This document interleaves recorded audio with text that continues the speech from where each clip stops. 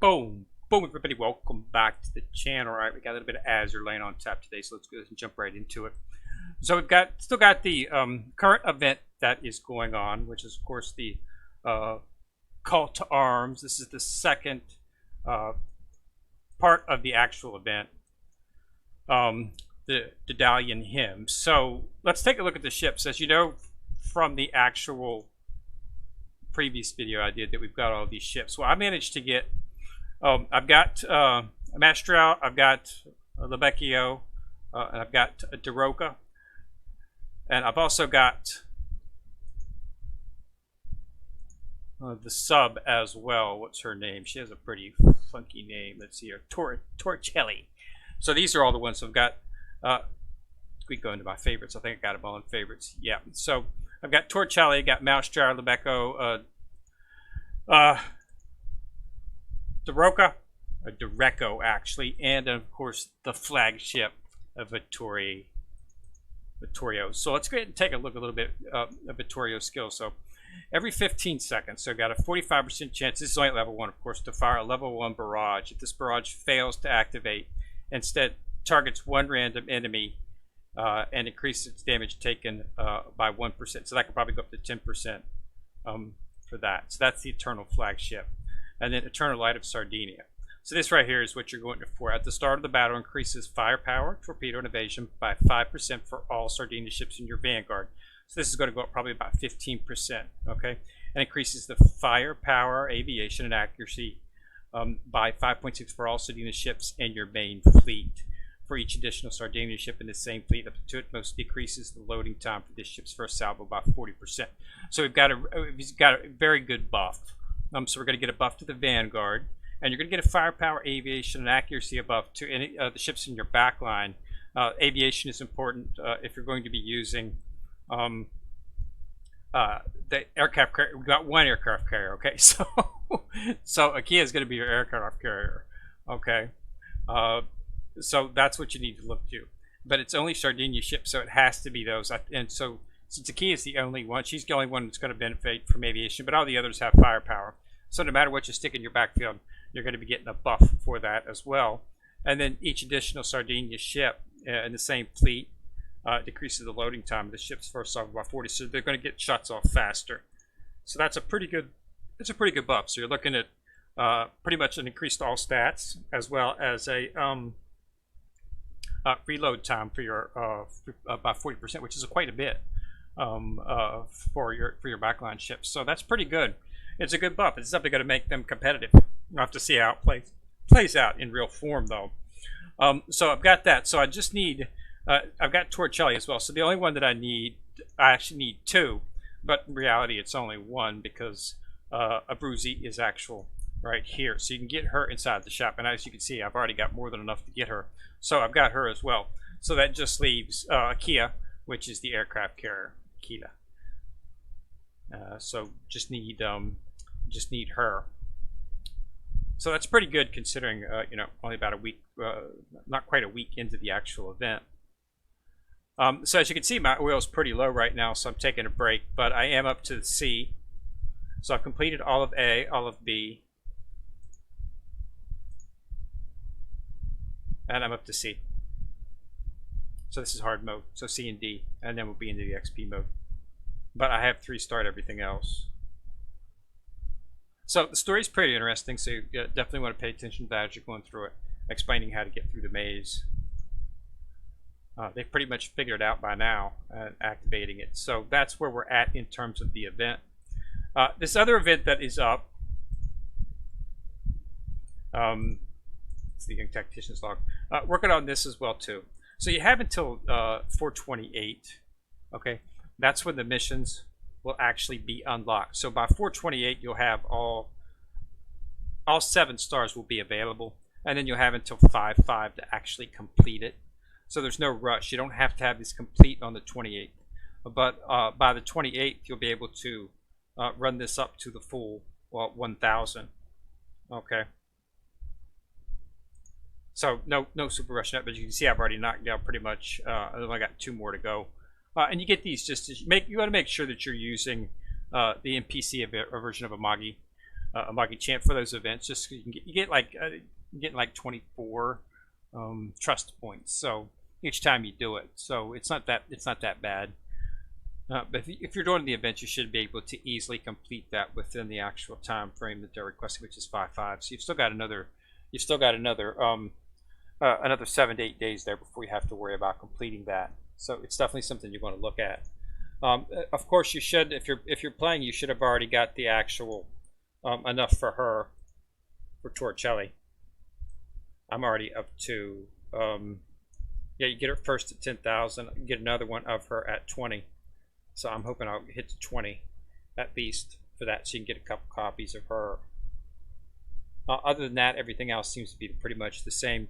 This is, of course, the breaking of the ships as you obtain them. Of course, you have to get them to 70, so the key will be getting them up to 70, and then applying all the limit breaks. Now, remember, you'll have until the actual,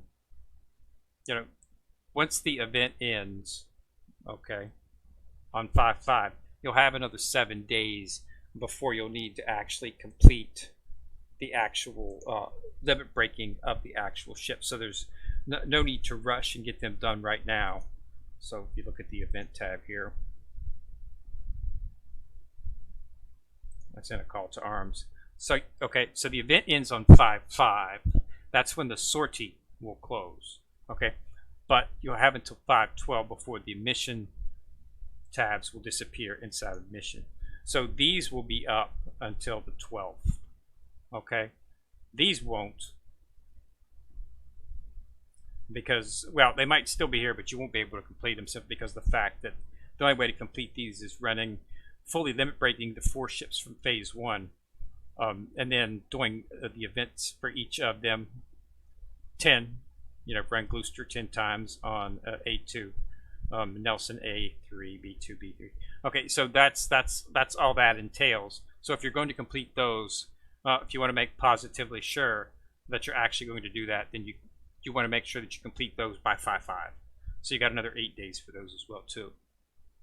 So just make sure that you don't let those drop through the cracks. If you're really serious about getting the chat screen, you just want to make sure that you have a buffer, so that if you miss some of the ships in the build, like I've been very, very fortunate to get all the ships. I'm just missing Aquila actually. So so hopefully I'll pull her up within the next during the build, before the build ends. But I should. But there's sometimes just one ship. Like in the last event, I didn't get one ship. I think it was Sumner. I came up short, didn't get her, but I got all the other ships, and it's the same here. So this is what, of course, was what I was mainly focusing on, was getting her, because she's build only. So you want to get her. So yeah, I got her yesterday. So that's where we're at. And so it's a pretty good event. Nice story. Story is very, very intriguing, very interesting. So you definitely want to make sure that you pay attention and go through that as you're going through it.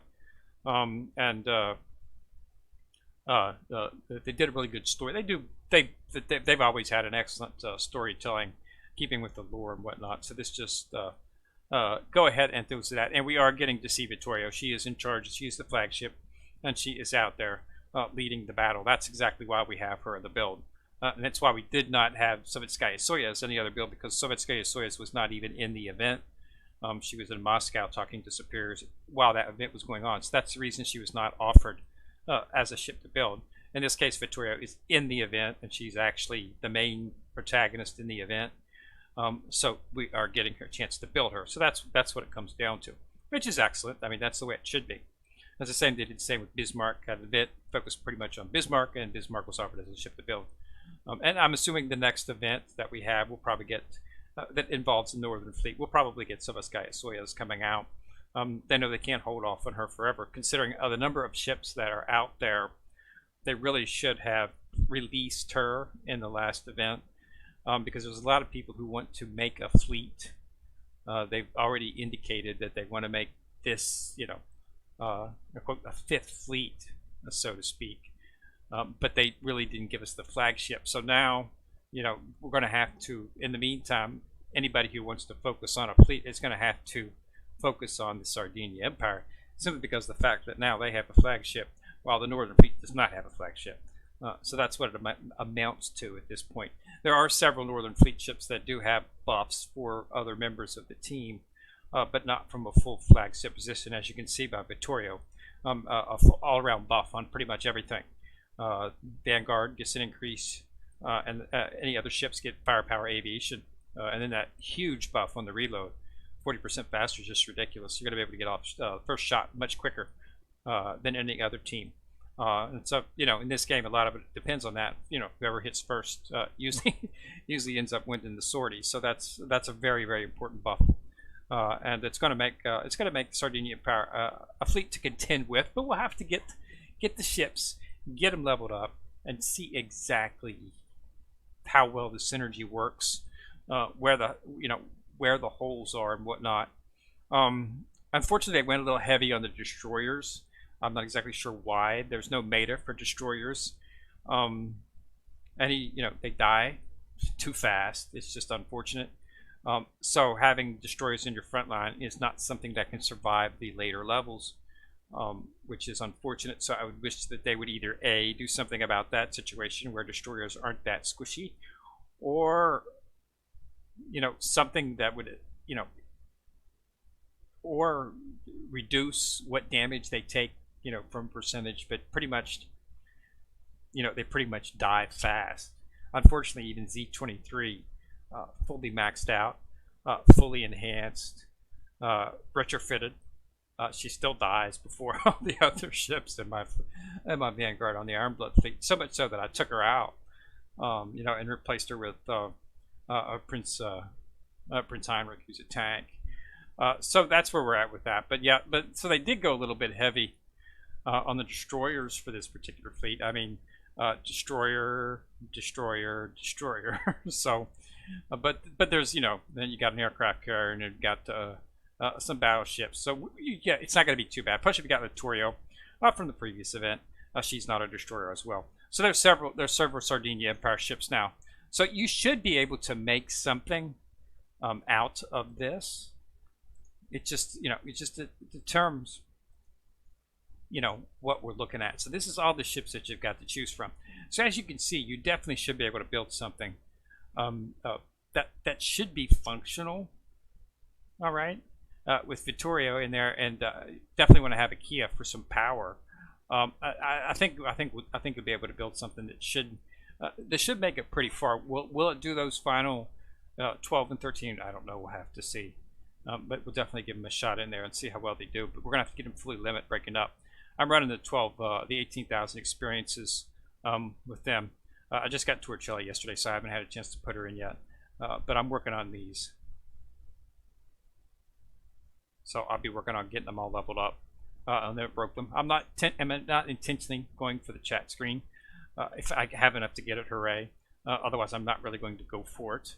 If I do have enough points, of course, I'll take it. But my main reason is doing it is just to see whether or not that they can be functional as a fleet. And then trying to see what would work good in terms of filling the front line. If there's a little weakness on the Vanguard, my assumption would be if there's going to be a weakness, it's most likely going to be in the Vanguard. Just off the top of my mind, putting Vittorio, Aquila, and most likely Vittorio in the back, we should be okay. Maybe Zara in the back. I'm not sure if those are backliners or not. But any one of those two should be good. Or Bruzy. We'll have to see which ones function best. Which ones can be placed in the back line and which ones can be placed on the front in the Vanguard, and we'll have to see. But I think you can make a fleet that might be fairly capable, at least for early and mid game, definitely, because Vittorio gives a pretty good buff. All right, so thanks a lot for watching your video. Remember to subscribe to the channel. Once you subscribe, you will see a bell. If you click on the bell, you get notified each time I do drop a video. Remember to like and share the video, as that does help the channel views immensely. So this is Kenrick coming at you from the corner, signing out.